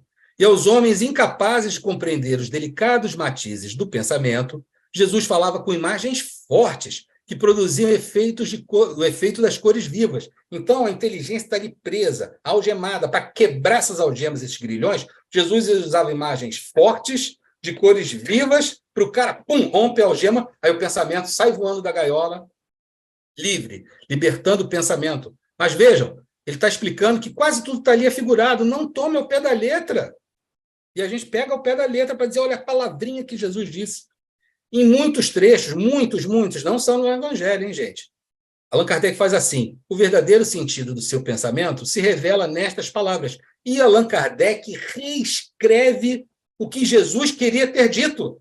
Ele edita Jesus, ele faz uma edição de Jesus, não Jesus, do Novo Testamento. Tá?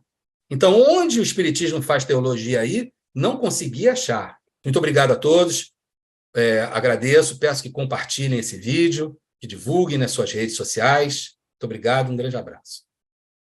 Obrigado, Fabiano Pereira Nunes. O ICEB, mais uma vez, agradece um precioso estudo que você nos traz, com pesquisa tão rigorosa, profunda, evidentemente séria, e que nos faz sempre pensar mais e desejar estudar mais.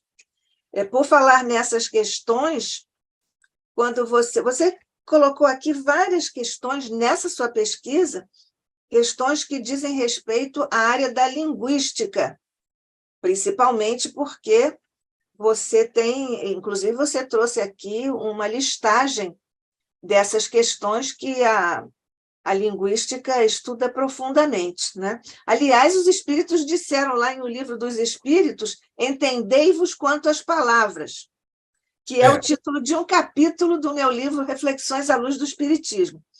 Quando o Kardec diz as palavras não têm mais para nós o mesmo sentido, é porque ele se refere ao que em linguística a gente chama de diacronia, que é você estudar uma palavra, ou um texto, ou uma expressão ao longo da história, porque ela vai assumindo acepções diferenciadas à medida que os usuários do sistema linguístico vão aplicando aquilo nas suas relações do cotidiano, da vida.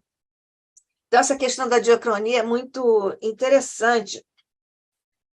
Quando você falou da Revolução de Espartacos, né? Milhares, sim. Em roteiro, o Emmanuel está um livro que nós até estudamos um dia desses em um programa, o Emmanuel diz que foram 30.000 escravos mortos nessa revolução e que o objetivo da Revolução de Espartacus era simplesmente terem mais liberdade para viver, para fazer as coisas, etc. E uma coisa bastante importante, que é sempre bom nós lembrarmos, e às vezes nós ouvimos isso no movimento espírita, é que o espiritismo é uma ciência, filosofia e religião. Não é isso, nessa ordem.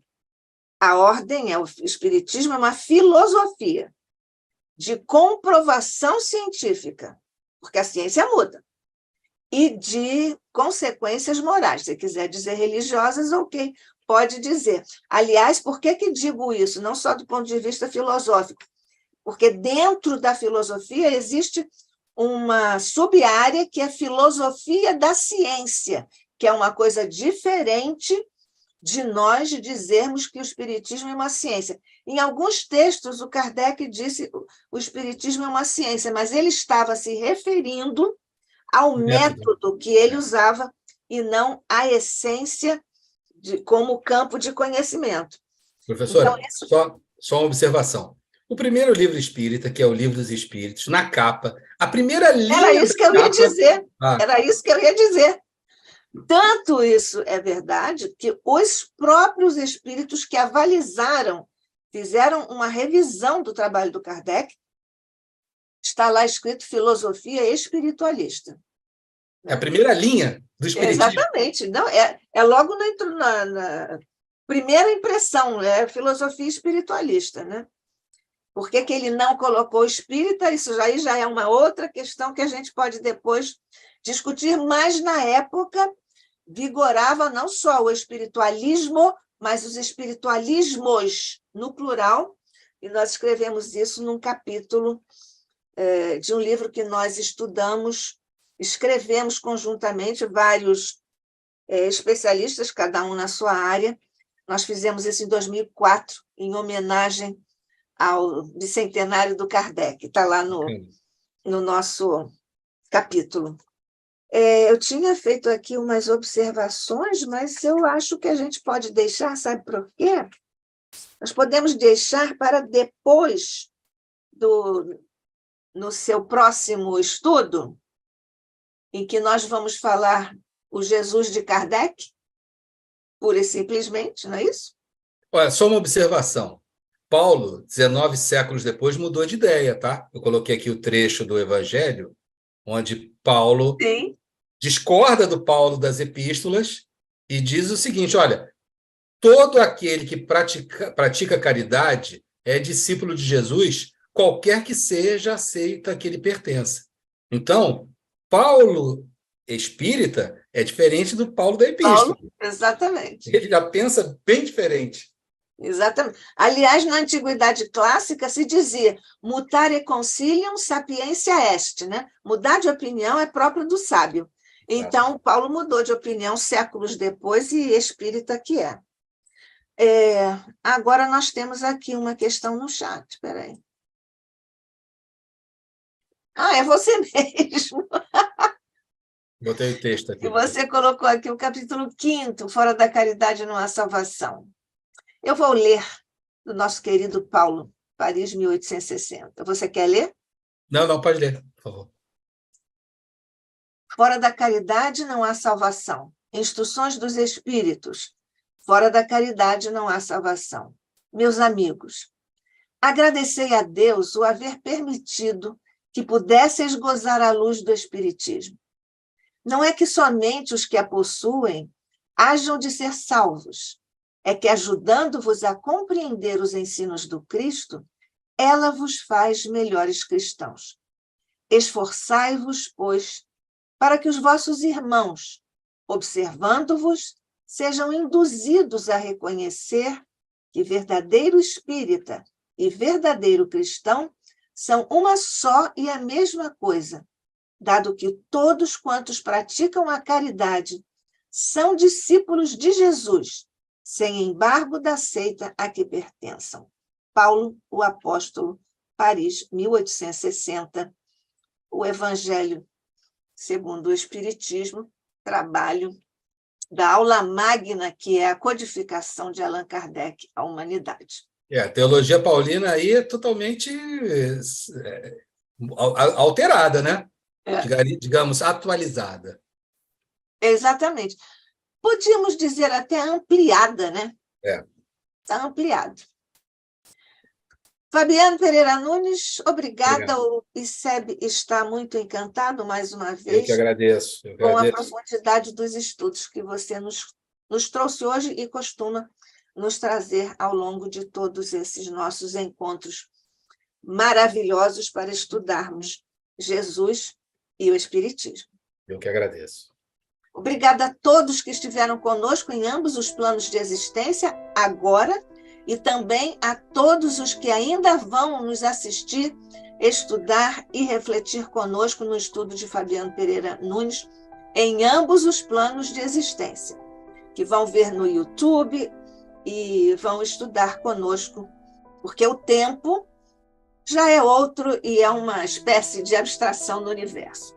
Que a paz de Jesus permaneça conosco, mestre querido, no momento em que nós, buscando o teu coração ainda uma vez, para agradecer-te, mestre, pela oportunidade tão valiosa de aproveitarmos dos estudos de nosso companheiro Fabiano Pereira Nunes, para cuja mente e coração nós te rogamos lances luzes por sobre essa sua contribuição para o ICEB e para o mundo de modo geral. Guarda-nos, Jesus, em tua paz e tua luz. Dispensa tua misericórdia, tua resiliência por sobre todos os nossos irmãos que atravessam duras provas e expiações no planeta que tão misericordiosa e amorosamente diriges. Fica conosco, graças te damos, hoje e sempre, sob o olhar de nosso Pai. Assim seja.